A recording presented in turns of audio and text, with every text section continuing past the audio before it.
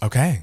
We're recording? We're recording. Hello, is this on? Is the lighting correct? Apparently the lighting is not correct because I apparently look blonde according to the people in the live feeds. Right. And maybe if you're watching this on YouTube or on, just on YouTube, in a couple of days, maybe the color will be a little better. Maybe I'll try and spruce it up to make Matt Steele look more like a redhead. But he's getting a lot of blonde allegations tonight during the live stream. If you color correct this live stream, this remote live stream, you are crazy and you are too dedicated to True Gay Mats, okay? I think dedication is a good thing. We do not have nearly enough patrons for that, okay? One day, there will be someone else doing this. And I feel like, I know we've been saying this truly for all 13 years we've been doing this, but hey, we're closer now than we've ever been. Oh my God. Hiring If we have an intern or something like that and we're like, make Matt Steele's hair look, do color correcting for this webcam shitty footage, we would just be the most evil bosses ever. And I can't wait to do it. Hey, if they were getting paid, I'm sure they'd be happy to do it.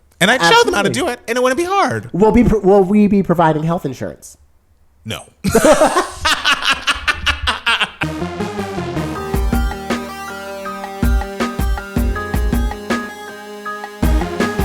Hey everybody, welcome back to another episode of Two Gay Mats. It is Matt Steele. And it's Matt Palmer. And as y'all can see and hear, I am not with Matt Palmer in the moment. Last night, I had a little bit of I feel a little itchy in my eyes, a little itchy in my nose and everything. And I just sounded congested. But then I woke up today and I was kind of just I'm kind of phlegmy and everything. I feel fine, I feel energetic and everything. But as many of you may know, or you should know if you don't already, we have a live show in New York City next Saturday, August 30th at the Caveat Theater on the Lower East Side of Manhattan. So I was it could be allergies because I went to Las Vegas and there was a bunch of dust and smoke and blah, blah, blah, blah, blah. But if it is a cold of some sort, I'll be fine by next Saturday. But if I were to infect Matt Palmer, and God forbid Matt Palmer has to have his understudy go on, we can't have that. No, there's no understudy. Spoiler. It would just be me.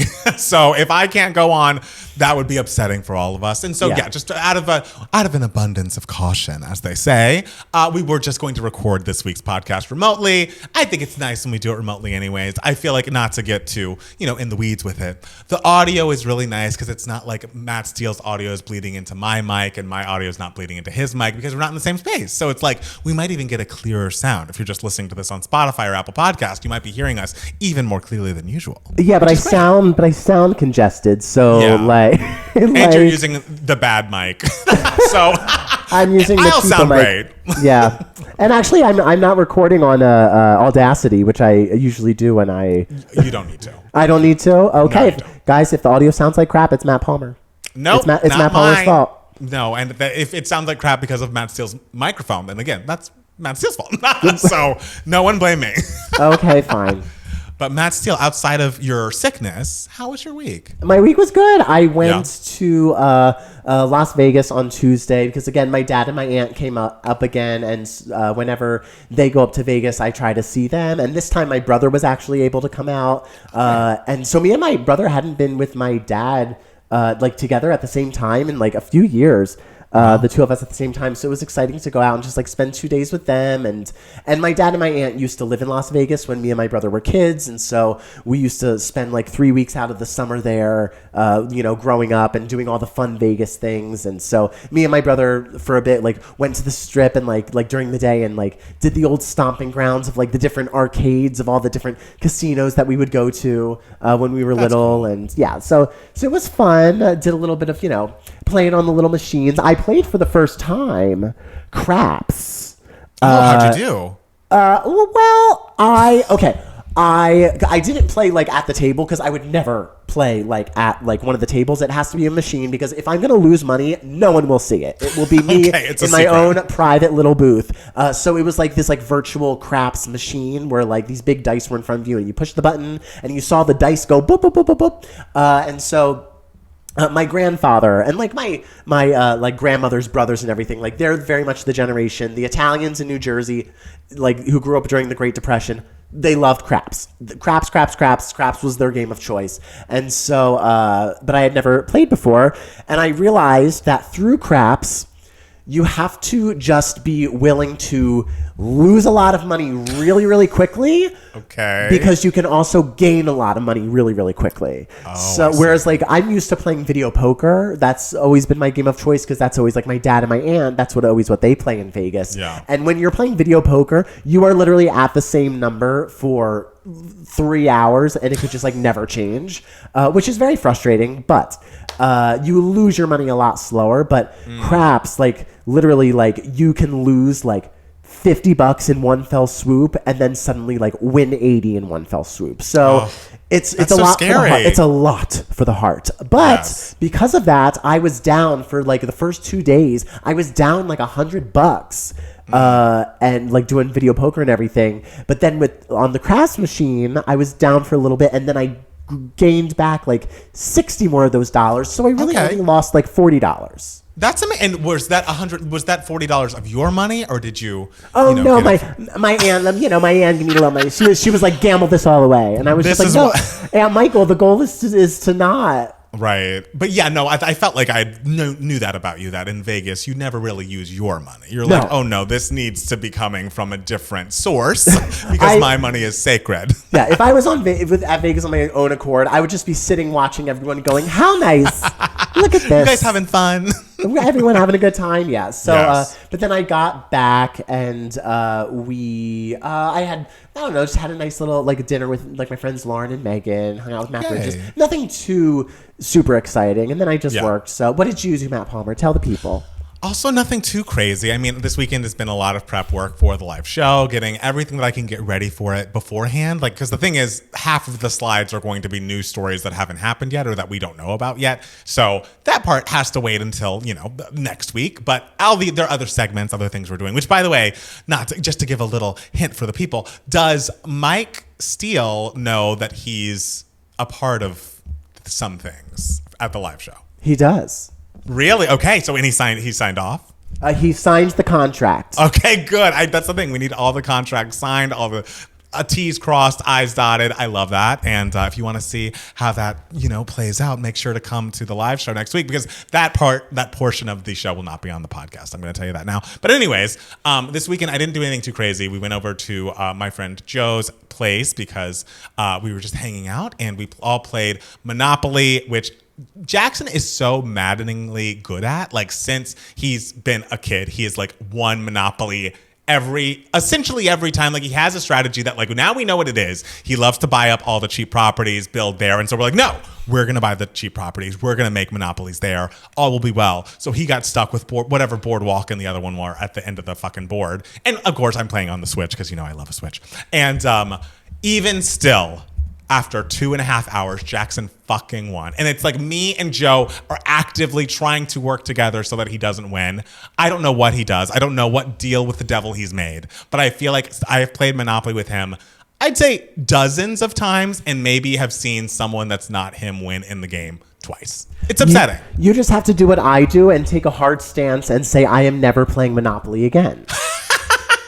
And the thing is, Joe will make a hard stance and be like, I'm never going to trade with Jackson. But to me, I'm like, that doesn't feel very fair. I feel like, we don't want trade war embargoes. I feel like the only way we can really move forward in the game is to like have some sort of communication. I drive a hard bargain, I believe you me. But I don't feel like it's fair to cut off one person. But even still, like I was one away from Monopoly through so much of it. And Joe just would not give me a Monopoly. He wouldn't give me the one thing I needed multiple times, and it really bit us both in the ass. And then Jackson frickin' wins. I land on his blue, have to pay $2,000. I don't have $2,000. It's an upsetting time. Yeah, and this is how democracy dies. It's because people who are supposed to be on the same side can't agree on minor petty shit, and then that weird crazy thing happens, comes through the center, plows through, and now look at us. I mean, if we're comparing Jackson to Trump here, I don't love it. But yes, it was an upsetting end. It was not what I wanted, at the Monopoly box. But, we all do our best. We make it work. We move on. Which one of your friends is the most Trumpian? Like, not in terms of like a fascist, but like in terms of just like personality, how they go throughout life. Like, I don't think I would have a friend like that. Like, no, but even when they're doing like good things, like they do it in like the same sort of style. Not that they're evil. even if they were doing good things, that attitude, the idea of like my way or the highway, or like we're so focused on what I want, like being so incredibly self-involved, even without the evil on top of it, I don't really surround myself with people like that. So yeah, I can't. I've seen people on Bravo like that. Like I feel like Craig Conover is a bit Trumpian in the way that he lies, and will be shown that he's lying, and then we'll be like, I've never lied on camera. It's like, they just showed a montage of you lying, actually. Well, but see, then when you become a Bravo celebrity, you have to learn how to navigate those personalities.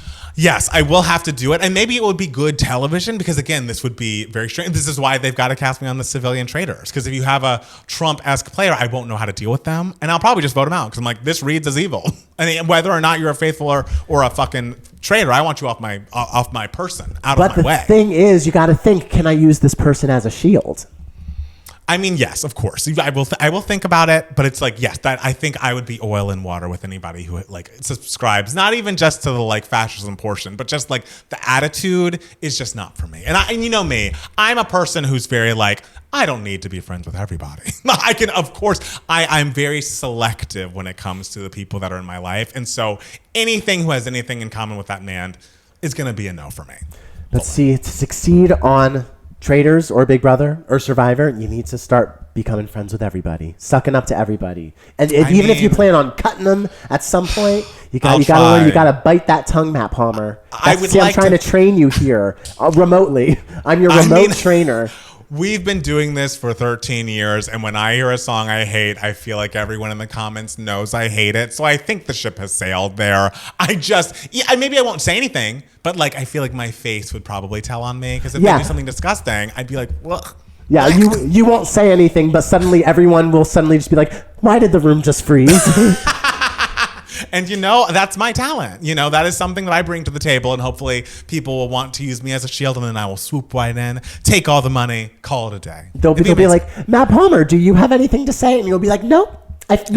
No. Let's go on and vote. Let's go. Let's just vote. Yeah, that's the thing. It's like, if I get pissed at let's just vote. Like, I don't think we need to go back and forth here. I've told you I'm faithful. Let's get to the voting. But outside of that, I didn't do too much this weekend. It was a lot of prep work for the live show, but also we got a new mirror for the bathroom, and like have gotten some lights for the outside, because Jackson's birthday is coming up in September, and so we're having his birthday party at our place, and so it's going to double as a birthday party and also like a little mini housewarming, and so it's kind of like lit a fire under us to get the house even more together. Like, it's together-ish. You've been here. It's like together-ish, but like we just need to get a few more things on the wall. We need to buy a bookshelf. Getting the lights on the outside was a long-term goal of Jackson specifically, and so now that we're in a place like that, things are looking better.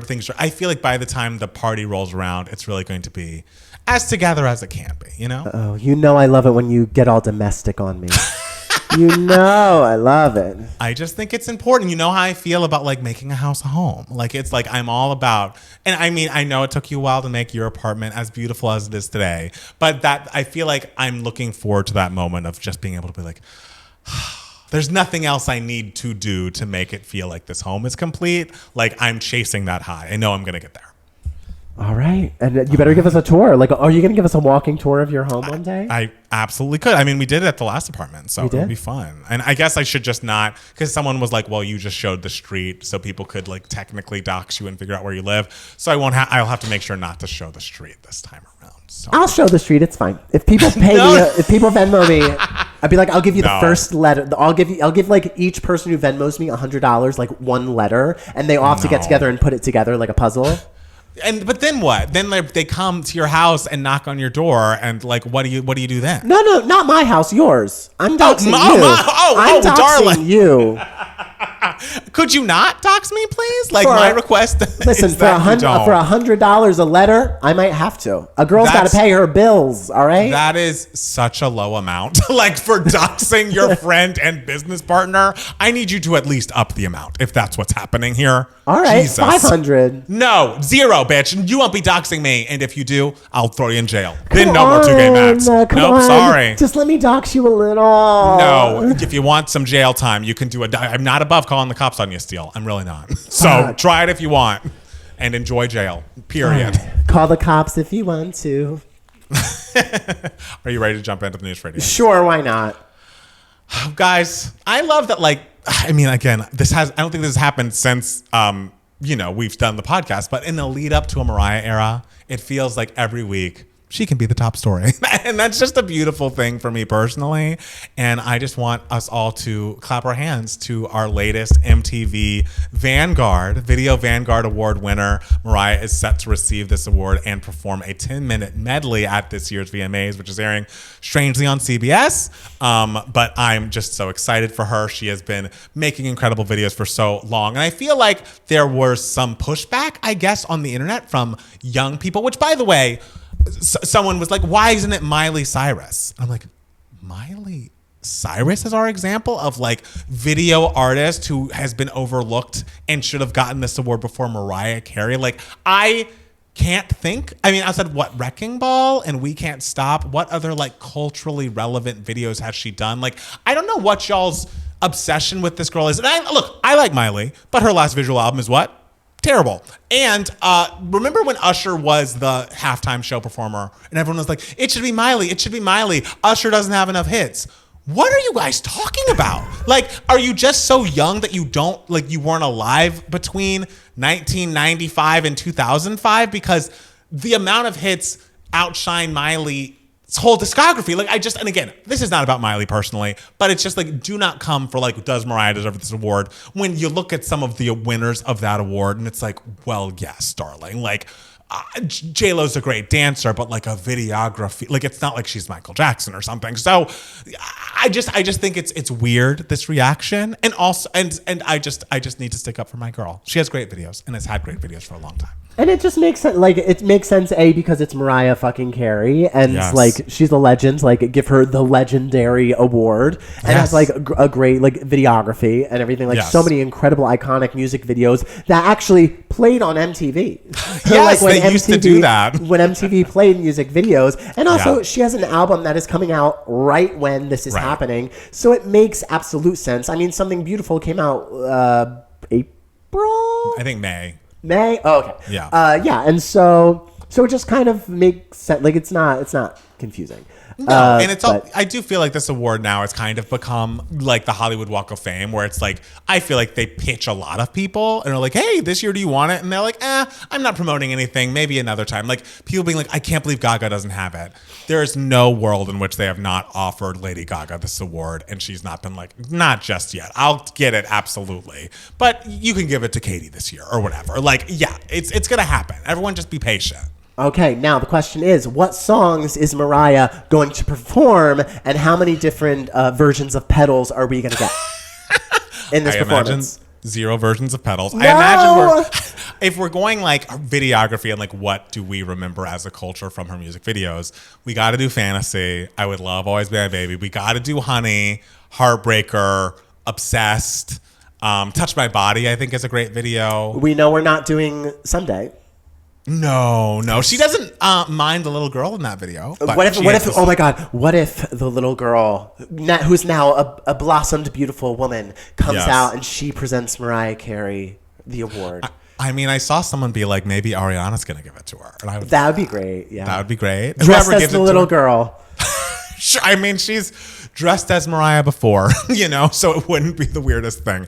But I also just have to point out to whomever wrote this article, well, Paul Green is his name, who wrote this article for Billboard. Please let me read you the subtitle of the headline is, Mariah Carey to receive Video Vanguard Award and perform at the 2025 VMAs.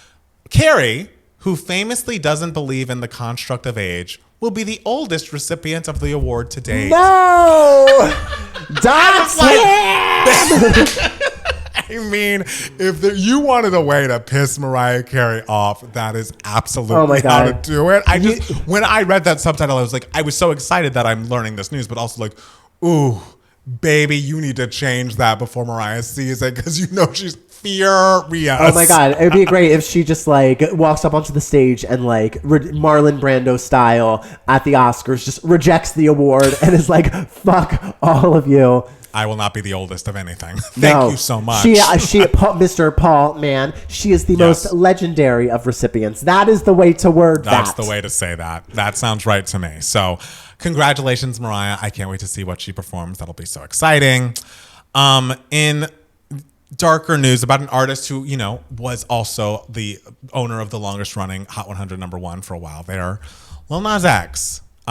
He was arrested for alleged battery on a police officer in Studio City, and then hospitalized prior to the arrest, or at least prior to him, reporting to jail with a possible overdose. I don't know if you saw the videos on your timeline at all of him walking down the street. I saw one that was him in his underwear and one that was him not clothed. And I wish I had not seen it. I'm like, if this person is having a reaction to something he's taken, if he's having a mental health episode, like, we should be taking that seriously. I feel like there was so much discussion of like, oh, is this a stunt? Is he trying to promote with this XYZ? And it's like, guys, he's going through something. Like, he has been so open about how the pressure of being, famous has been difficult for him to deal with. And of course, if he's being hospitalized for a possible overdose, the fact that there might be, altering substances involved, it's just really sad and really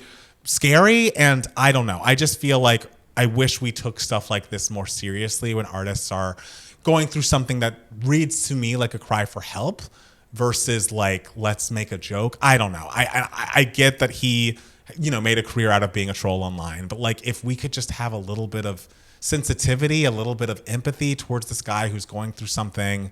And I don't know. It all made me sad. It just is really upsetting stuff. Yeah, it's a lot, especially like, because he's still so young. Yes. And has like so much life and career ahead of him and everything. So you want to see him, bounce back and be the best that he can possibly be. Because I mean, just like he's such a talent in terms of just like the vision in terms of like his style and everything. Like he has such a clear like style that I like very much like admire and appreciate, especially like visually, like in terms of his music videos and everything, like the ornateness of it all. Like it's so like identifiably him in everything he does. So he's someone who I want to see more from, and so I want him to get whatever help he can, possibly get. Luckily, I imagine he does have, resources absolutely that are good. And so we're rooting for you, Lil Nas X. Absolutely, we are. And also, fuck TMZ for posting these videos. I'm like breaking this story this way. It just feels like there's no limit to how low they will go. So don't support TMZ. Don't watch that show. Don't go to that site. It's just gross. They've been gross forever. And, they have no sign of stopping. In happier news, somebody's going on tour, and that somebody is Kamala Harris. I was like, I'm going to get tickets. But I was lazy and I didn't look and see when the tickets went on sale. And they went on sale like right away, and they sold out like immediately. So I was like, oh, I guess I'm not going. So she has announced her 15-city book tour for her new memoir, 107 Days.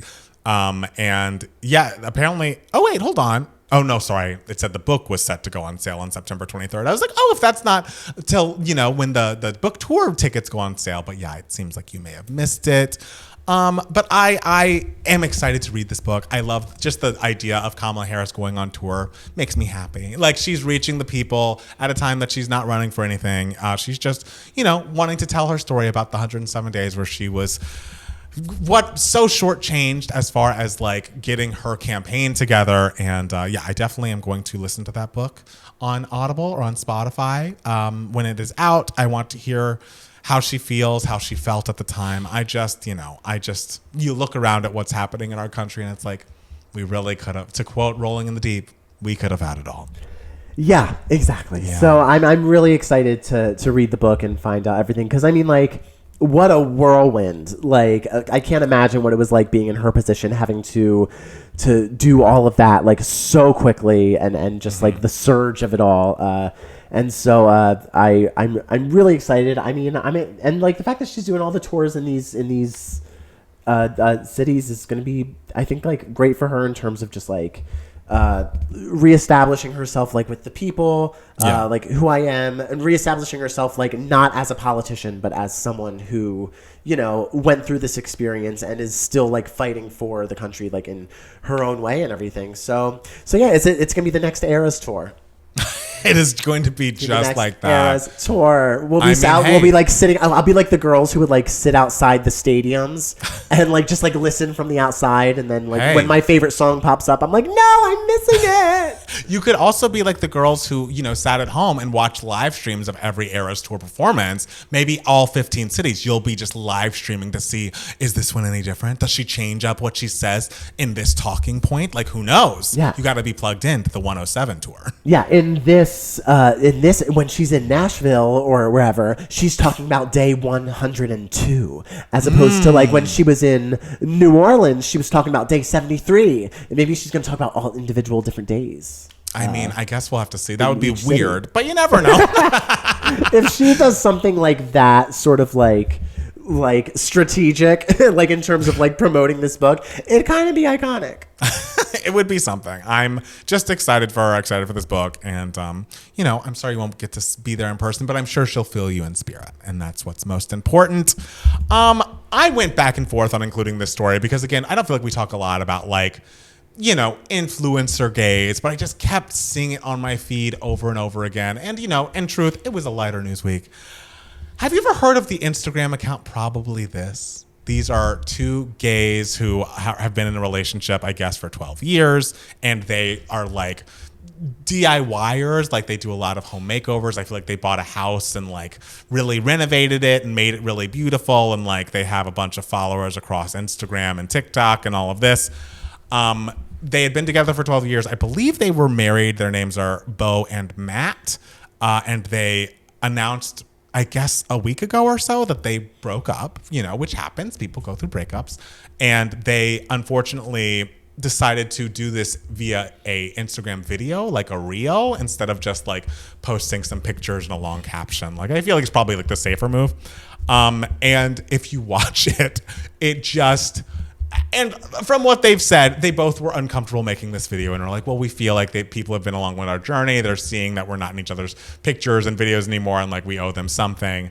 But Bo is very much like, I'm going to be positive, and like we're best buds, and like what a lovely time we spent together, and like things are going to be okay.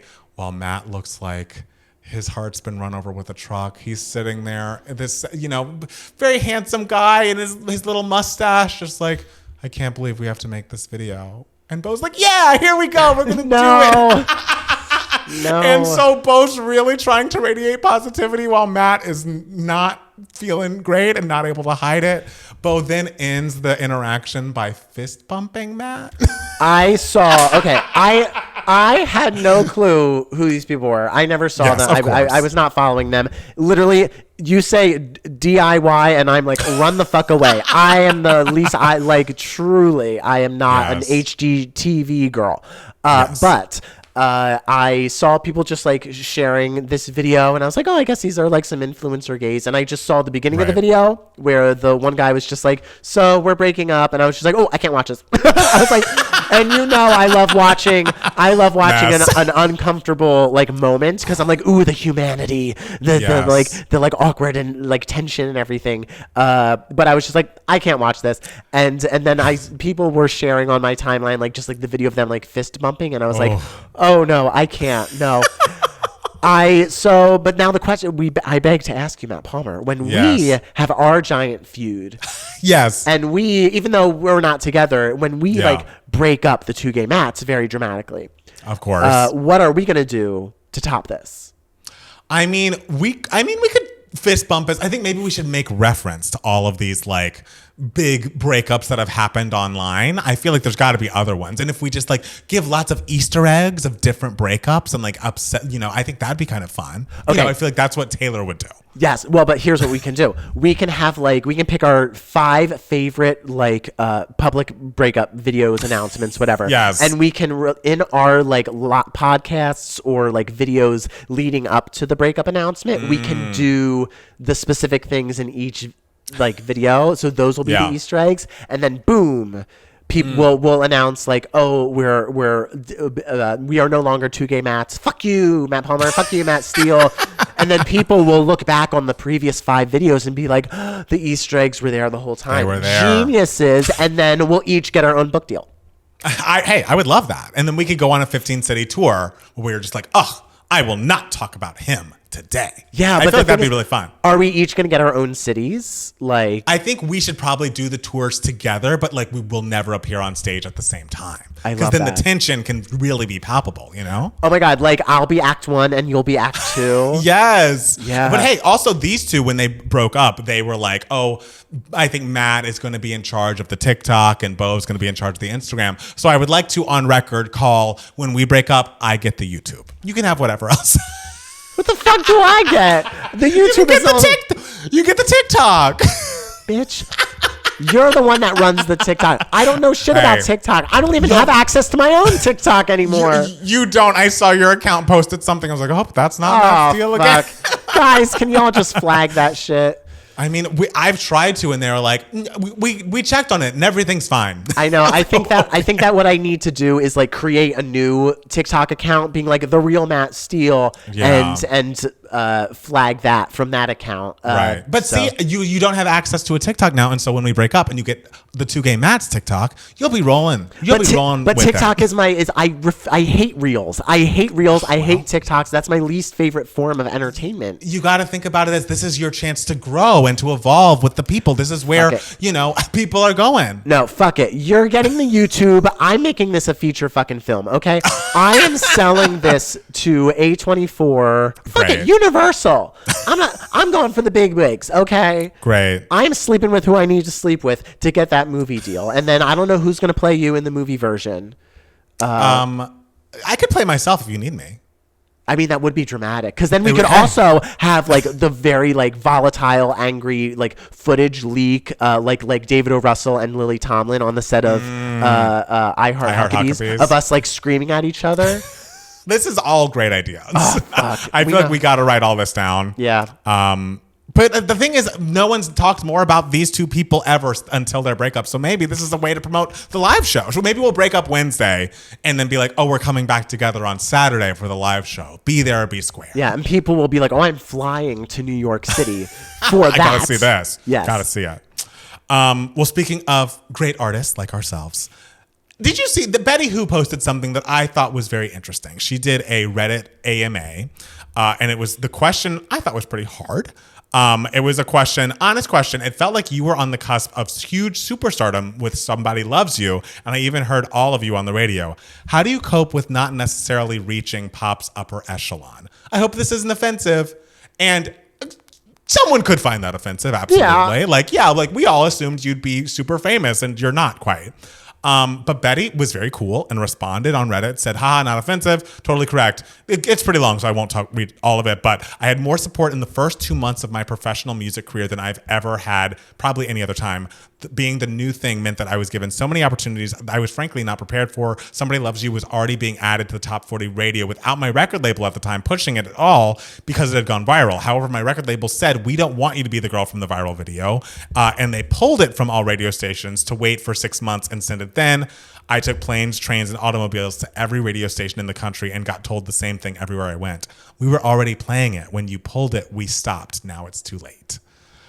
She goes on and talks about being like a middle-class artist and how she's kind of made peace with the idea that like, oh, if maybe the label had done something differently, or if I had really stood up for myself and said, don't pull this song from radio, maybe I'd be in a different place in my life. But she's like, I was 22. I was on a major record company. I assumed they knew what they were doing. They kind of torpedoed what could have been a huge mainstream career, but now I'm an independent artist. People come to my shows. I'm so happy doing what I'm doing. She did say something that made me feel sad, though. Like, even as an independent artist with such a following, she's like, I just wish I could pay my bills. Like, once I get to the point where I can pay my bills, I will be happy. Like, I don't need to be at the top of the charts all the time. But I'm like, wait, she's a pretty big independent artist. She's on tour all the time.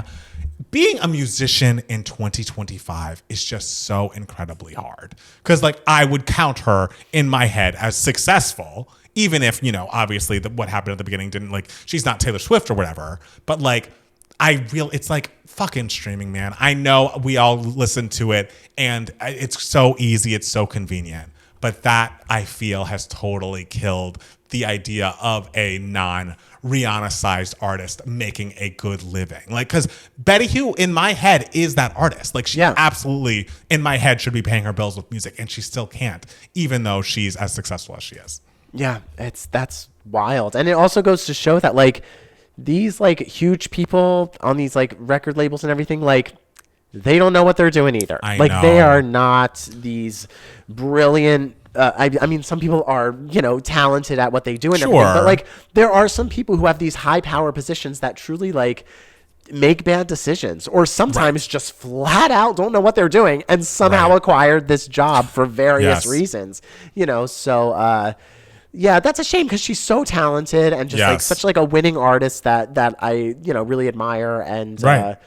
But it is. I'm sure there are some things that she likes about it, like being an independent artist. Like she's able to put out the stuff that she wants. She's and which is always really wonderful to do. Yeah, and she's able, unlike Chappell Roan, she can walk around down the street, doesn't have to tell her fans to leave her alone because she's like at a level where it's like I get to do what I love, but I still can like exist in the world and not.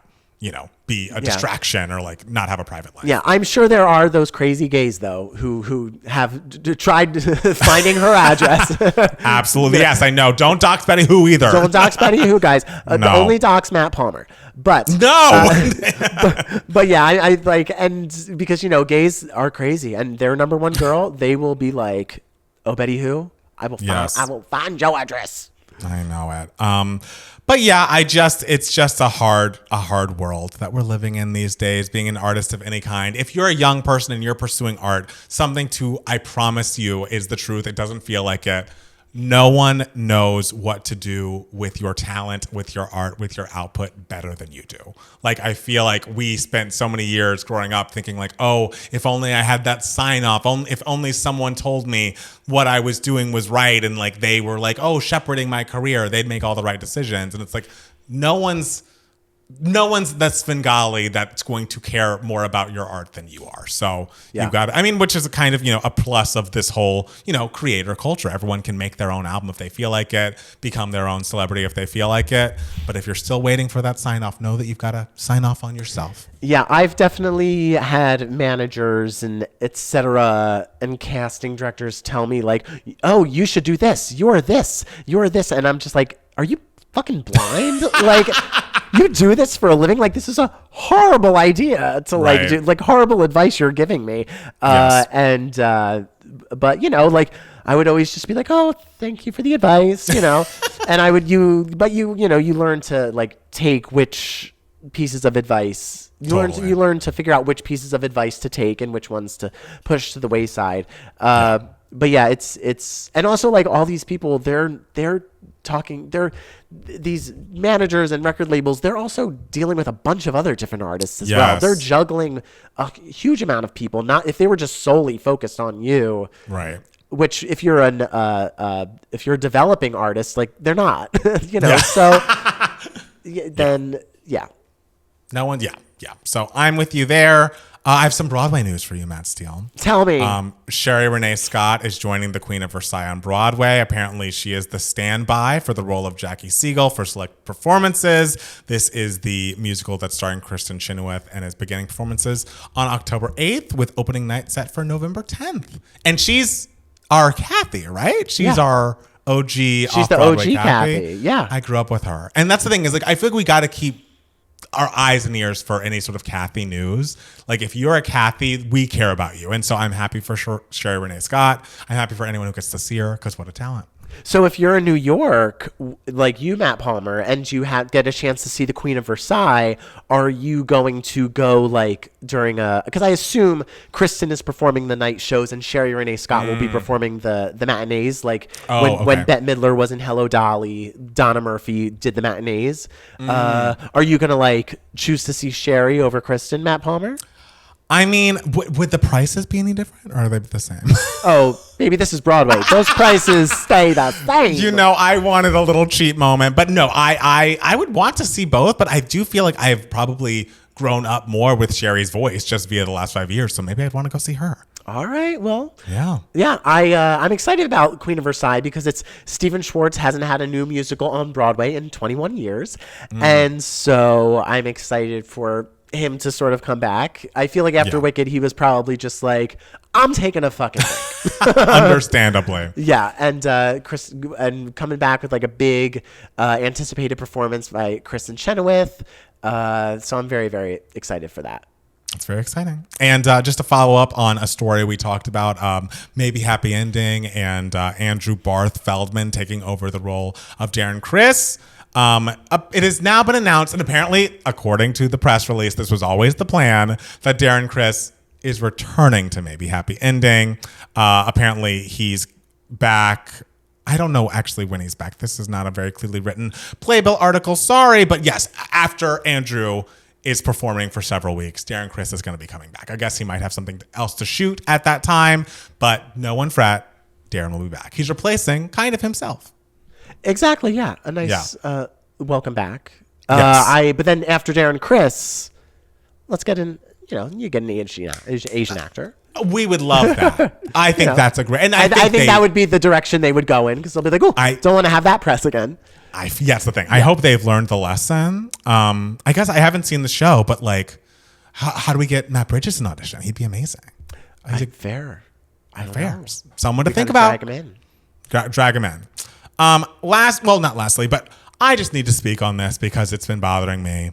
Luckily, Tom Sandoval was eliminated from America's Got Talent after he performed The Weeknd's Blinding Lights. At some point, Matt Steele, you should watch this performance. I've never heard someone sound so horrible and off-key on national television. And like the fact that he even got past any round of America's Got Talent is shocking to me because he was always the butt of the joke on Vanderpump Rules whenever he would do something musical because he does not have the talent. He just has money to pay all these professional musicians to like be professional behind him while he like squeals karaoke's over cover songs. But he's gotten voted off. He's just gone on a long and winding road since Vanderpump Rules got rebooted. And I think he's next going to be on House of Villains with hopefully Tiffany Pollard will yell at him and that'll be something. But that's like less of a shocking career turn than America's Got Talent. Like, no, absolutely. I did not know he was doing this on America's Got Talent. He wasn't doing it well, but he was doing it. Yes. Because to me, Tom Sandoval is not the most network TV person. No. I mean, not. Traders is Peacock, which is an NBC thing, but still it's Peacock. Like it's a streaming thing. But, right. I mean, I still would be fine if he were on not the civilian version. He's not civilian, but like if they played that reality version on NBC, that'd be okay. To put him on stage and as a vocalist, like as a singer, as a musician, is preposterous. Like I get he has name recognition, but it's not even like he's a judge or like a guest person on the panel. Like he's a contestant. Like could you imagine if he was a judge? Ooh, even worse. Could you imagine if he was a judge? It also is just so funny to watch him like really circle the drain in all these reality shows while Ariana's star is rising and rising. Love Island has become the biggest show on television with her at the helm as the host. She's hosting the reunion with Andy. She's hosting Love Island Games. I'm sure it's coming back for another season because it's become such a huge show. And, it just will show everybody, try to do the right thing. Be a good person. Don't cheat on your girlfriend of a decade and maybe good things will happen to you. Maybe. You can't confirm, but maybe. Lastly, this is a small thing, but I just thought it was very funny. I watched a video earlier today of Sierra interviewing her daughter and like just talking to her daughter about different things. And the interviewer or Sierra was like, "What's your favorite song of mine?" And I want to say Sierra's daughter's, I want to say max 7. I'm bad with children's ages. If you're between, 5 and 12, it truly could be any number. But I'm going to say 7 or 8. There's a very big difference between like 5 and 12. Not to me. Okay. They both look young to me. But basically Sierra was like, "What's your favorite?" Like, or maybe the interviewer was like, "What's your favorite song of your mom's?" And Sierra was like, "It's Level Up, isn't it?" Which is like kind of one of her newer songs, just about like being your best self. And she's like, "It's Level Up, right? That's your favorite." And she's like, "No, Mom, you know what my favorite is." And she's like, "Don't say it." Say it. She's like, "It's Ride." And then she starts singing. She's like, "They love the way I ride." Yes. And Sierra's like, oh my God. No. Iconic. She's like, well, when you bring your kids on tour with you, they hear all of your songs. And so that's why you know that one, right? And she's like, yeah, but it's great. And she's like doing a little cowboy motion. And it's like, man, being a pop star with kids, sometimes I bet is a little uncomfortable. But this is why, Beyonce and Blue Ivy don't have, sit downs together, interviews together about Beyonce's music. Because who knows what Blue's favorite Beyonce song is. But Sierra was really hoping that she had media trained her daughter enough to say, please don't say your favorite song of mine is Ride in public, but she had not. This is like when I was a little kid and I'd be walking around singing TLC's Red Light Special. Yes! And I'd be like, open the door, take off my clothes, and turn on the red light. I mean, I got that CD taken away from me by my mom because I was singing the bridge somewhere and I was like, if you want me, let me know it. I mean, it's a great song. Sure. It's like, I need a real man. Like, I could feel it. Like, we don't know what we're singing about at that age, but we know the song sounds good and the emotions were resonating. So maybe Sierra's just really putting on a great emotional performance in Ride that's resonating with her child. That's a beautiful thing. Yeah, and it's like you were having the time of your life in that baseball field, in the outfield, singing Janet Jackson's If. Yes, because if I was your girl, the things I'd do to you. but I'm not. So I can't. What a great song. I mean, like, sure. I know this isn't about Janet Jackson's If, but man, if you have not watched that music video in a while, I implore you, go watch it. It's a classic. It's, it's not a coincidence that I was singing that back in right field, avoiding playing baseball as a child because I had taste then and still have taste now. So those are all the News for Idiots items that I have. Is there anything else you'd like to tell the people? Any other news pieces that you want to discuss today? No, thank you. Thank you for asking. Yeah, of course. Well, guys, we're going to take a quick break and then be back with more 2Gay Mats, the podcast. Guys, we are back. Thank you so much for being here with us. If you, again, are in the tri-state area, please go to 2gaymatslive.com. We have a live show this upcoming Saturday, August 30th at the Caveat Theater at 7 p.m. It's going to be so much fun. We're going to be recording the podcast live, having many fun segments, arguing about pop music, and maybe even singing a song, and we'd love to see you there. Also, if you enjoy us, go to patreon.com/2gaymats to get extra bonus content from us very regularly. We were just talking about how we reacted to the Eras Tour film on there for $10 up patrons. So if you want to see that, become a patron. And lastly, please go to your Apple Podcast and your Spotify. Leave us a 5-star rating and or review. It really helps us. We love making this podcast. I want to make sure as many people hear it as possible, and that would just really help us out a lot. So thank you. Yeah, thank you. Yeah. Matt Steele. Yeah. What section of the podcast are we in? This is Email My Heart. This is the section of the podcast where we answer any questions that you guys might have. You can be a part of Email My Heart if you email us at 2gaymats@gmail.com. 2 is spelled TWO. So this one is entitled Job Woes. It says, hi. I am currently working as a casting director for a theater company that is honestly really fulfilling. I love the work I do, and when it's good, it's great. However, between casting difficulties, having actors quit and or pull out before the contract starts, and not having the adequate time to focus on that aspect of my job, I'd say 60 to 70% I am a bundle of nerves and boiling under the surface with anger and resentment. I try to express my hang-ups with my bosses, but the issue is that I really like them, and they placate us with fancy rewards and gifts to make us stay. Many people have told me that this is the same tactic that abusive husbands who buy their wives jewelry after abusing them use. My bosses are fun on a personal level, but at work can be quite intense and unfair and borderline inappropriate. I have almost quit multiple times, but again, I love my actual job when it goes well. It just seems like I can do all the right things, but no matter how hard I try, my particular job is just left up to the fates and is dependent on how the cards fall. Unlike my coworkers who, when they do something, it's done. Should I stay? It's a job in my field that pays well for my area, which doesn't have many, if any, full-time careers in the arts. I don't know what I'd do if I quit, but I feel like it's driving me crazy. I mean, it seems like you obviously like this, you love this career that you're doing. This like industry, you love casting.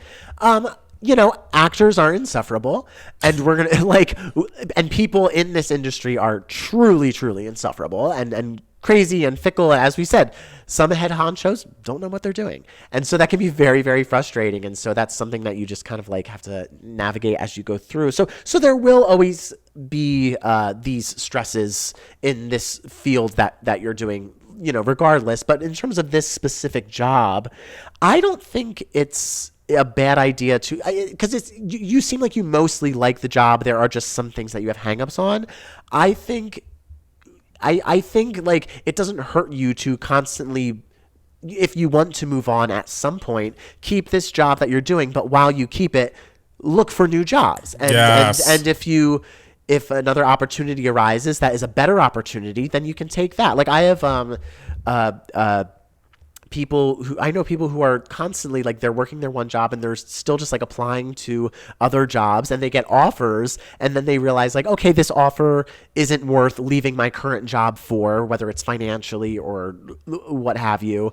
So I'm not going to accept the offer. It doesn't hurt to see what's out there while you continue to keep your job. I would not recommend you quit cold turkey with, nowhere to go, because, you got to get your bills paid. And also, for the most part, it seems like you like it, Yeah, I completely agree with what Matt Steele is saying. I feel like that's exactly what I was going to tell you to do, is look for a new job, see if there's something that's in the same, area, because you clearly do love casting. You love working in the arts. Hopefully you find something that could be fulfilling. I do think 70% of the time of you at work is you being so angry that it's like boiling within you is too high. So that is high. But baby girl, at a restaurant, it's 95. I can't imagine that. Like, quality of life wise, I need that number to be like below 40. Like, I can't take over my life and like bleed into my life outside of work. And I think it's also just something to note that, like, yeah, of course there's some sort of, in this industry, you're going to be dealing with a lot of big personalities, but like when you said that they were borderline inappropriate at times, that feels like a red flag to me. Like, I certainly wouldn't plan on staying there forever or even for a long amount of time. So maybe you should hit the job search kind of hard, just so you have some options on the table. And if you might find something that's really still a good fit, like career-wise, and like what you want to do, but like the environment and the working environment is just much better, and like you can get that 70 number down to at least 50. I think it cannot hurt to, just see what else is going on, see what other opportunities might arise, because I don't want you that pissed that often. Yeah, and I don't know exactly like what your bosses are doing, but also let me tell you, at a restaurant, you're working there, it is not borderline inappropriate. Y'all are just being messes with each other 24/7. But also it seems like there's a part of me that also wonders, are there aspects of this job that stress you out quite a bit because you care about this job a lot? Like you want to do a good job, which I think I do think it's a good thing to be not like stressed at your job, but to like really be like focused on your job, and I think it just shows that you care about this industry quite a bit. I that is a very high number of percentage though. Too high. And also I truly don't know what your bosses do, but I might disagree with your friends in saying that it seems like ways that like how your bosses do nice things to keep you around and everything as some sort of like comparable to like an abusive relationship. It's like no, that's aggressive. That's what bosses try to do for their, or should try to do for their workers. Right, but it shouldn't be as a result of like bad behavior. Now we're gonna do something like this. It depends on what I don't. There aren't enough details in the email to see like what exactly why they're doing it. But yeah, so I don't know the work situation. But yeah, I would say keep your job for now because you need a job and you do like this job for the most part, it seems. But it does not hurt you to constantly be looking. And if there's not a lot of, if you want to stay in casting and there's not a lot of, offices that do casting in the town that you're in, is it a goal one day to run your own casting company?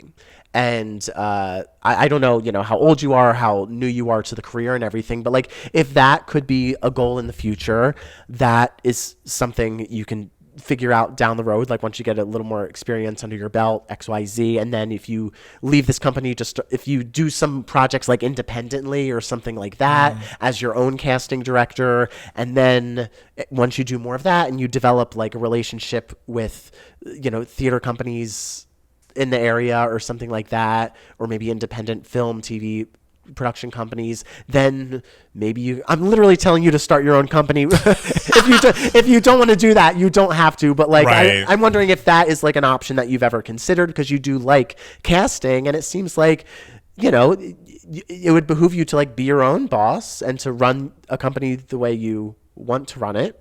That is an option. Yeah. If you're a young person and you don't have roots where you are, you also could be open to moving. Like if there are really no other jobs in the area, and this, I feel like you sound like a young person, and that's the time that I would do something like that. It gets harder to do that kind of thing when you're older and have roots and like a life. But when you're young, I don't think, if you feel like, oh, I love this career, I don't like this company, and there are no other companies in the area, it's just something to consider. Maybe if you have friends in other places that you could go and visit and see what it's like. I just say, step one, open up your job searching apps and look around, find something that fits you better. Because you shouldn't be as upset as you are all the time.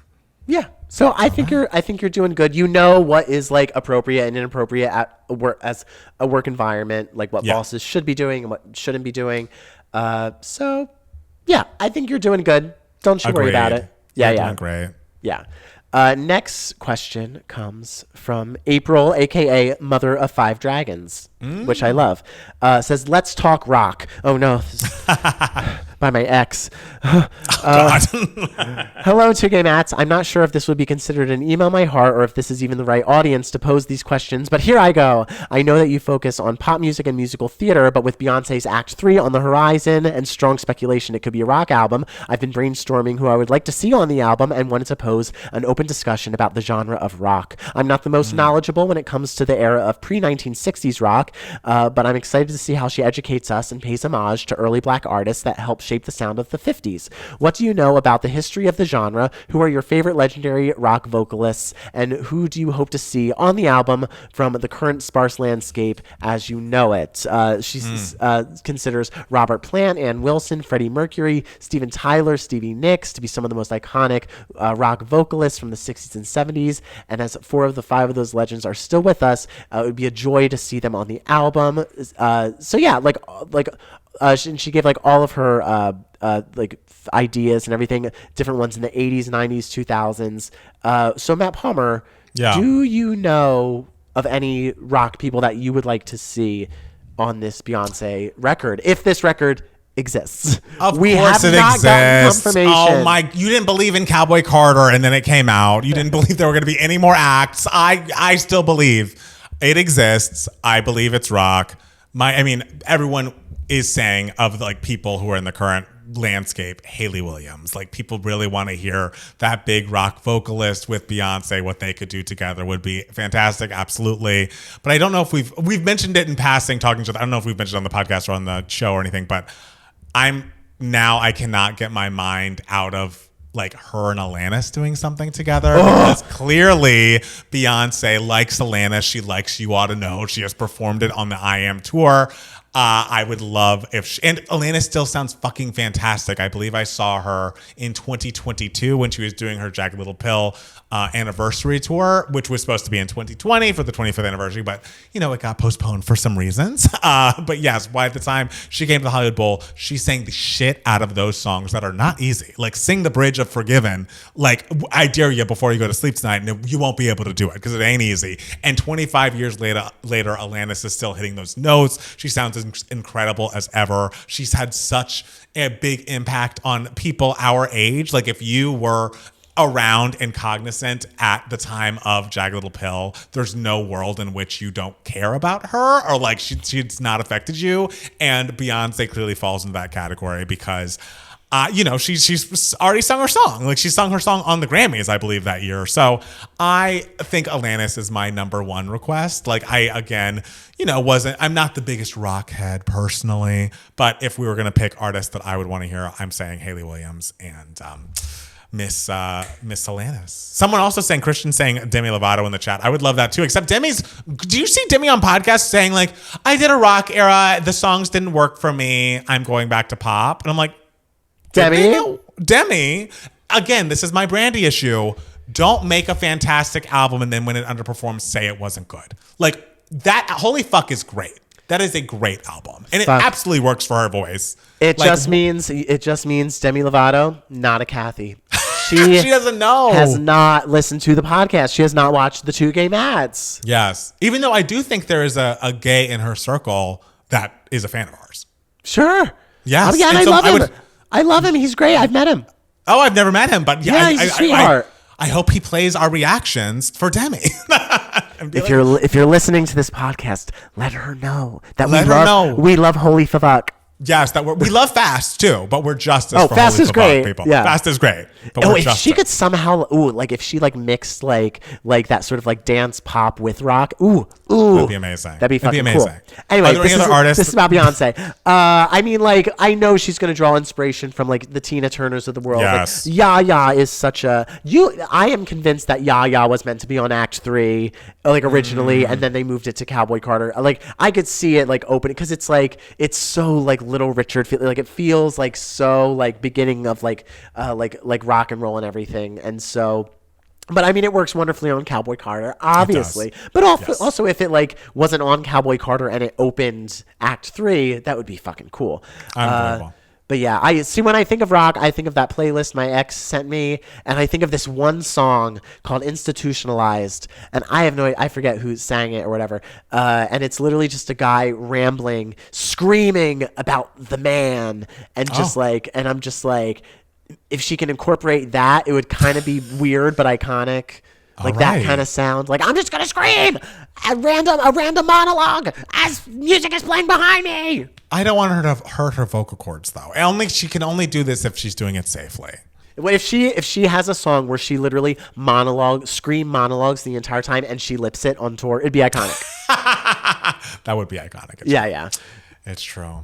I heard a rumor that you didn't have a 2 Gay Minutes this week because it is likely going to be your Give Me Moments. Yes. Okay. All right. So let's talk about Travis tracks then. Okay. We still have that segment. This is, the segment every week where we talk about songs that Matt Steele has shown his roommate Travis. He did not grow up listening to music, and so that much pop music. And so he's introducing a lot of new music to him via this playlist. And I believe we're in 2011 this week. Is that correct? It was a great time. I can't wait to hear what Travis thinks. Yeah. Only 2 albums are in this week because I had to give a lot of representation to Beyonce's album 4. So we start with the first track on the album, 1+1. 1+1. He says, honestly, I love it. I know I don't like slow songs normally, but this is intense. And I love when she sings Make Love to Me. I feel you, girl. Yes! Make love to me! Yes, absolutely. Travis is just a romantic at heart, and he gets it. He is! Yes, exactly. So, the next one's rough. Don't be School in Life. It's I Care. I'm already broken. I'm so upset. Travis says, for some reason, this doesn't exactly do it for me.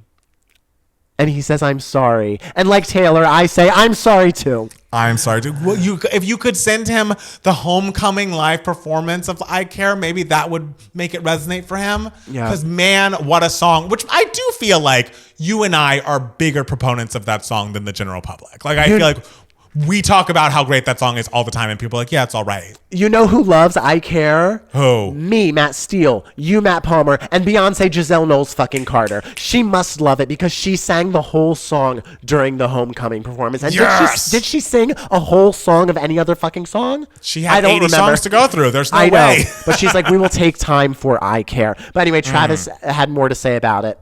He said, it has all the right ingredients. It just doesn't bake the cake for me.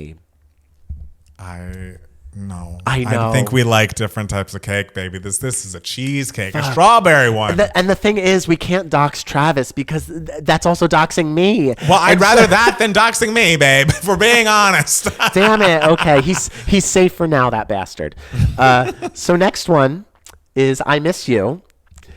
And he says, I like when she's singing with herself. It's totally okay. A bit too sad for me, though. Okay. Fine. Okay. Frank Ocean written. Yeah. Next one, End of Time. Oh. And Travis just says, so fucking hot, a classic. I mean. Did he know it before? He's heard it. I think he's heard it before. Okay. Yeah. Or at least pieces of it before. Yeah. Now this one, School in Life by Beyonce. Come on, Travis. I feel like this is such a unique sound for her. I like it. Yes. All right. I know. Phew, that was a close one. We're doing good. Nervous. All right, well, I'm about to get you more nervous because now we're on to the album Born This Way by Lady Gaga. Put those paws down, monsters, because Travis is not a little monster, we've learned. Okay, so I originally had the title track Born This Way on the playlist, but then I was just like, Travis, you know this song, right? And he's like, of course I fucking know Born This Way. So I took it off. So we go right ahead to Shiza. Great choice. It was a great choice, wasn't it? Well, Travis doesn't agree. Oh my God. But he says, okay, I really like the beginning when she's being German. And then I like when she's talking. But then I don't like the chorus. And he says, I was really hoping to like this one. You don't like the chorus of Shiza? That's the starring role of the song. It is such a great, it's like one of her best choruses. Abracadabra is great because it reminds me of Shiza. Yeah. This is what I live with, guys. Hurtful. All right, so next is You and I by Lady Gaga. And he says, okay, I like this one because it sounds different. And then he says something that makes me nervous. He says, country, which makes me think, am I living with a possible Joanne stan? You could be. Maybe. And you know, we don't judge. We don't judge one of our good friends, Blythe. Joanne is her favorite Lady Gaga album. We love everyone. We do. But that's just, I was not expecting Travis to be a Joanne stan. I mean, he might not be. We haven't confirmed that yet. How much Joanne is on the playlist? 2 tracks, but I guess I should have put more on there. Huh. Yeah. We're getting Edge of Glory next week. Yeah. I'm like, can we even imagine a world where someone actively dislikes that song? I truly can't. I will have to pull the plug. If he does not like Edge of fucking Glory, it's just then what are we doing here? Who are we as a society? I don't know. We got to hang it up flat screen. And the thing is, are we doing Travis tracks for the live show? I don't know if we. I don't know. We'll see. Yeah, we might not have time. We have a lot of segments. Yeah, exactly. So guys, stay tuned. We're plowing through the years. Yes, we are. We are. So would you like to go first with Give Me Moments, or would you like me to go first? I guess you go first because Okay. people have heard me talk about Travis tracks for a while. Okay. So you talk. Okay. This is going to not be terribly long, but I watched a lovely romantic comedy, a gay romantic comedy last night that I had heard of and had heard when it was coming out, but like kind of forgot about it. And then it popped up on my Hulu when I was watching, of course, a rerun of Happy Endings. And I was like, oh, I had meant to watch this movie and I never did. And so Jackson and I watched it. And we watched the trailer. I'd recommend not watching the trailer actually because the trailer makes it seem very paint by numbers rom-com. And it's so much more nuanced and interesting and has so many more surprising twists than the trailer makes it out to be. Have you heard of A Nice Indian Boy?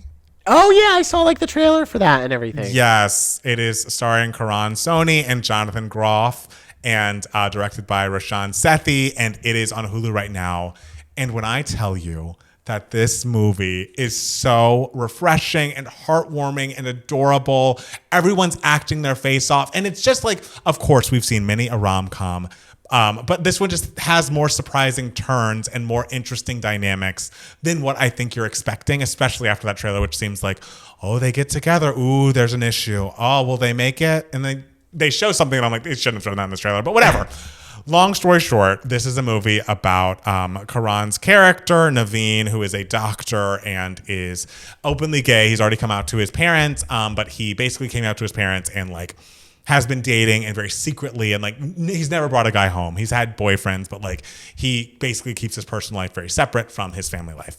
And his parents had an arranged marriage, but they're like, his mom especially is trying her best to really understand the gays and is always watching Out TV so she can feel close to him. And his sister, his older sister, he views her as like, you know, she's the perfect daughter. She married a nice Indian boy, just like his parents would want. And, you know, she has her life together. I bet she'll have a baby and like live happily ever after.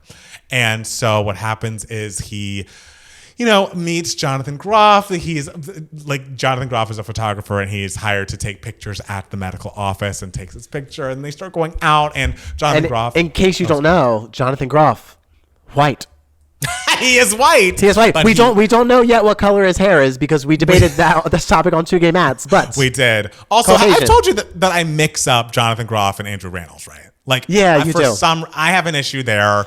And I'm going to work on it. But Jonathan Groff is incredible in this film, I will say. And his character, his parents were Indian. He's adopted. And so he first sees Jonathan Groff when they're like praying to, is it a temple? I don't know. They're somewhere in a like Hindu space. And it's like, oh, Jonathan Groff is here. What is this happening? And then they run into each other when he's taking his picture and they start going out. And Jonathan Groff is like grew up loving this very big Bollywood movie and like, it's just a very heartwarming, like he's like a big sweeping declaration of love kind of person. And Naveen is very not that. So he's very like, oh my God, this guy's too much. He's over the top. He's like singing at me in the street. But, you know, long story short, they fall in love every once in a while. And then the story is about like when at some point Jonathan Groff meets Naveen's family and how that all goes. And the relationship with his sister changes because she's actually going through more than what Naveen thinks she is. And I don't want to give too much away, but I will just say that the story is surprising, interesting, modern, cool. It's just heartwarming in such a way that like, I don't know. It's got so many different layers to it. And I think the director is also in a relationship with the lead actor. And so they're like, we saw this screenplay and of course it resonated with us as like gay Indian people. And there was just so much heart in it. And so I feel like just so many different players from the original writer of the screenplay to the director to the actor, like have connections to the story and you can like feel the truth of that, like the authenticity of it. I just really cannot recommend this movie enough. Like, of course, I love most gay rom-coms, but like this, I understand why it has a 97% on Rotten Tomatoes. Like you really think it's going to be more paint by numbers than it is. It is heartwarming. The performances are incredible. And I love the twists and turns it took us on. And the parents do such a good job. And it's just really, really lovely. If you're looking for a movie that is like going to make you feel good, take you on a journey, and has some gay stuff happen, A Nice Indian Boy is for you. We love. Guys, the enemy just came into the room right now. Travis just walked into the room and he's putting on his slippers and he's going outside, going somewhere. I bet he's just too ashamed for what he said about, you know, all those Gaga songs about Shiza's chorus. I know. He just has to leave. He walked out without a suitcase because he's like, I can't even be bothered to pack. I just have to go. I have to get out of here because they're coming for me because they know you're doxing him. I mean, the Cathys are on his case. Absolutely. So Matt Steele. Yes. What has been giving you moments, darling? All right. So all of this explanation for Big Brother this week was going to be a 2 gay minutes, but there was so much that felt like happened that like I just like this just has to be giving me moments because I didn't see any movies or anything this week because I was in Vegas, and so I guess getting a cold somehow, and and so for the first part of this I'm gonna just read it through my phone because I had originally written it out as a 2 gay minutes, but so I'll say it fast. Okay, my giving me moments was this whole week. Rachel Riley was the head of household in the year of our Lord 2025, and it felt so good. She nominated her former allies, Mickey and Morgan, along with her arch nemesis, Vince, who she's been gunning for the whole time, because out of everyone in the house, he's probably playing in the middle in the most optimal way. However, on BB27, that isn't saying much. He has had the most final 2 deals out of everyone in the house, one of which is our quiet little indecisive queen, Lauren. And of course, Miss Lauren is the one who wins the power of veto, to which all the fans were just like, oh fuck, here we go. It's gonna be days of her just whispering, what do I do? What do I do? What do I do? She wanted to use the veto to save Vince, but she was understandably scared of the wrath of Rachel. But Rachel is kind of, you know, a loving person and saying like, if you use the veto, it's okay. She's taking that route and she's saying, it's okay if you want to use it. Just like, let me know a while in advance so I have time to think over who I'll nominate in Vince's place. And so Lauren hems and haws and she's like, she wants to do literally. And so she goes to Rachel, like literally right before the power of veto ceremony, that she's using it on Vince. And Rachel's just like, well, it's just kind of shitty that you didn't tell me until now.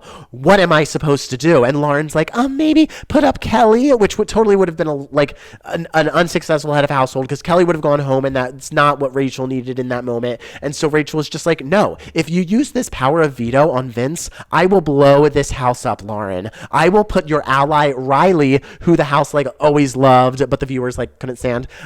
She's like, I will put him up. Is that what you want? And so Lauren like panics and she runs around freaking out, but like I will say she is brave, and at the power of veto ceremony she uses it on Vince. And so Rachel, being Rachel's just like, okay, well, Riley, take a seat. And the whole house like freaks out. Like Keanu, who's like sort of frenemies with Rachel, asks like, why did you do that? And Rachel was just like, I guess I told Lauren to fuck around and find out. And Lauren, Rachel tells the whole house that she warned Lauren that Riley would go up, but Lauren has to like deny this. She's like, I didn't know. But Lauren the whole time thought she was like that Rachel was like bluffing. And it's just like, baby girl, you're a super fan. Rachel Riley does not bluff. And so Lauren had to like eventually fess up to her allies like, yeah, she did tell me, but I thought she was bluffing. It was a mess. So now Rachel's just like, okay, we have to get this guy Riley out now, because he is a giant target. Everyone will vote for him if he gets to the end. He's in a showmance, which like automatically comes with like 2 votes. You can't have that person get to jury and everything. But the problem is everyone is just like, no, we don't want to get rid of Riley, even though he's in a fucking showmance. What the fuck are you idiots doing? And so like she has to tell Keanu multiple times that like Riley is against him, but Keanu refuses to believe it because Keanu just like refuses to believe anything that's said to him by a person with a vagina.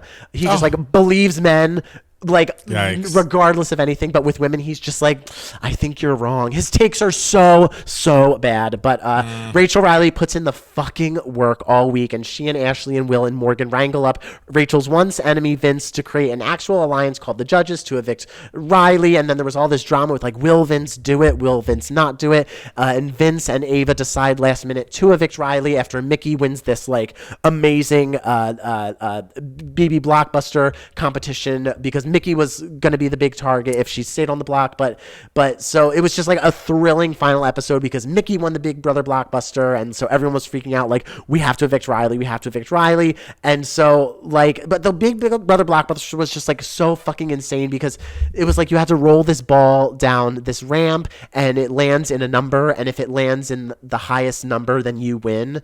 And so everyone had 2 minutes to do it, and once they feel like they got a number that would be the highest number, they locked in their score. And so you had 2 minutes to lock in the highest score you possibly could. Mickey rolled a 38, and immediately like Morgan and Riley just looked, they both had 29, and they were just like, oh, well, we probably can't do better than that, so we'll just lock in now, even though they both had a fucking minute left on the clock to keep trying. It's like, what are you doing? Wild. Like keep trying. And so like they were just a mess, and it was just such a thrilling. And so all of this is just to say that like having Rachel Riley in this house in 2025, because for years, like, yes, I still watch Big Brother and I love it and everything, but these, like, the past several years, like, house guests are so timid to do anything, and Rachel Riley is just, she's old school, and she's just like, I will make the big moves. I'm not afraid of conflict. If she's talking to someone and they're, like, afraid to say anything, and they're just, like, looking at her in, like, her room, she's not afraid to sit there in silence with them and just look at them, just like give them a blank stare and just wait for them to say something else. Like she is just not afraid of any of it. And I hope that this just like really inspires future players to be more like balls to the wall like her in the future, because everyone is playing like such a fucking mess, and she is the one that to like look up to in this season of the game if you are a future player. And also it's interesting to see how she's like grown and evolved as a player now that she's a mother, now that she's 40. She's still Rachel Riley, like she still has the fire within her, and she's still like not afraid of some conflict, but she just knows how to navigate that conflict a little better to sort of be like, okay, like there are times when I have to comfort you, Ava. There are times when I have, if you're crying, as opposed to just being like, I don't know what you're crying about, blah, blah, blah. Like it's so interesting to see how she has like matured as a game player in that sense. She's doing such a good job, and like, yes, she's going to be a threat every single week. They're going to try to get her out every week. So who knows how long she is in this game. But it's just so exciting to watch her again, especially this week when she was head of household. It just felt so good. I felt like I was watching real television. And I miss that, you know? I can understand it. I'm glad you're seeing, you know, your fave do something good. Now, how much of that did you retain? Rachel was head of household. Yes. She did a good job. Yes. It was entertaining.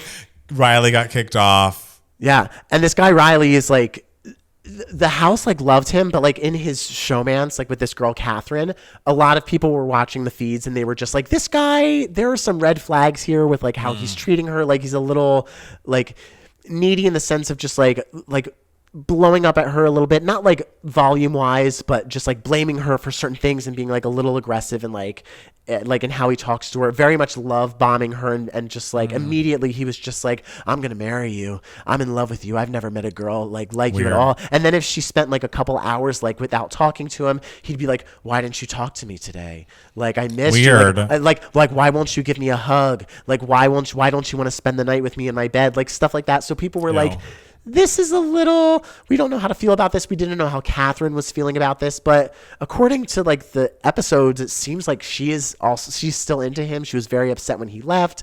But the viewers were just like, there are some red flags here, girl. So like, because of that, after he left the house, normally like cast members do interviews like right away, but he, there were no interviews with him like the next day with like podcasters and Big Brother like writers and everything like that.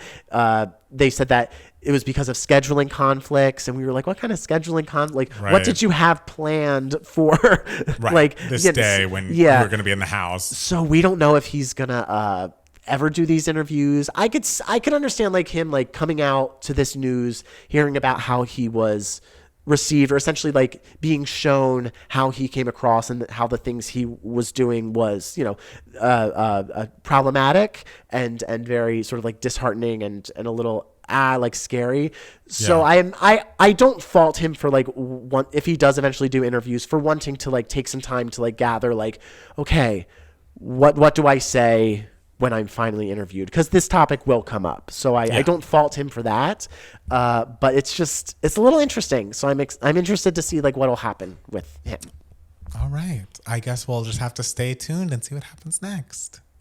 Yeah. How long was that? It was long. I wasn't timing you. This wasn't a timed portion of the podcast, but it was long. But it was entertaining, wasn't it?